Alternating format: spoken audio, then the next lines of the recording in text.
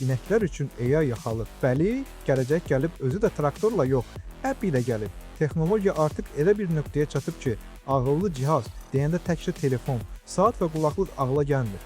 Halter adlı startap inəklər üçün hazırladığı alovlu yaxalıqlarla fermerlərə sürünü mobil tətbiqdən idarə etməyi, virtual hasarlar qurmağı və heyvanların davranışını izləməyi təklif edir. Üstəlik, son xəbərlərə görə şirkət 2 milyard dollardan yuxarı dəyərləmə ilə böyük investisiya diqqəti qazandı. Sistemin başlanğıc qiyməti 10 dollar bir inəyə hər ay üçün. Bu da o deməkdir ki, kənd təsərrüfatında rəqəmsallaşma artıq sadəcə trend sözü deyil, real xərc, real fayda və real idarəetmə modelinə çevrilir. Dünən smart ev idi, bugün smart ferma, sabah bəlkə inək özü status paylaşdı. Sən necə düşünürsən? Bu, kənd təsərrüfatında inqilabdır, yoxsa texnologiyanın artıq hər yerə qarışdığı mərhələ?